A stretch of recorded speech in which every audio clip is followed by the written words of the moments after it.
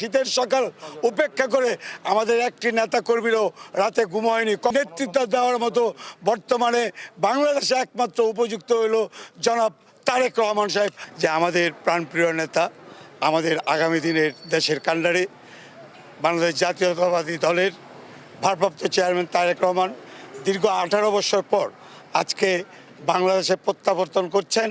তাকে আমরা স্বাগত জানার জন্য এই স্বৈর শাসকের যে অবসান ঘটেছে, আগামীতে যে একটি সুষ্ঠু নির্বাচনের মধ্য দিয়ে গণতান্ত্রিক ধারা অব্যাহত থাকবে, সে আশাবাদ ব্যক্ত করে তাকে আমরা বাড্ডা থানার পক্ষ থেকে 42 ওয়ার্ডের পক্ষ থেকে তাকে স্বাগত জানার জন্য আমরা আজকে শীতের সকাল উপেক্ষা করে আমাদের একটি নেতা কর্মীরও রাতে ঘুম হয়নি। কখন আমরা আমাদের স্পটে আসবো, তাকে দেখব, তাকে স্বাগত জানাবো।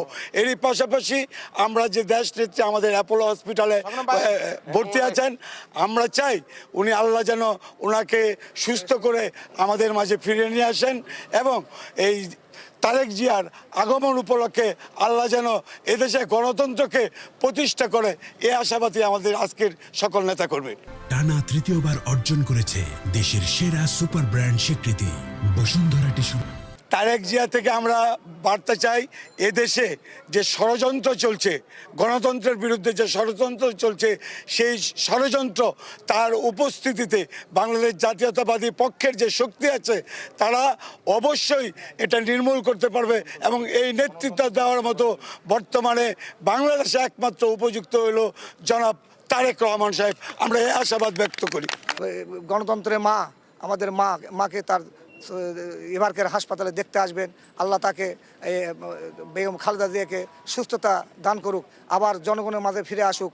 কাঙ্ক্ষিত 18 কোটি মানুষের কাঙ্ক্ষিত আশা ম্যাডাম জিয়াকে দেখার জন্য যে অভিসন্দনের নেত্রী, সেজন্য আল্লাহ ওনাকে সুস্থতা দান করে আমাদের মাঝে ফিরে আসেন। আমরা এই আশাবাদ ব্যক্ত করছি, দেশবাসীকে আহ্বান জানাতে সবাই দোয়া করবেন।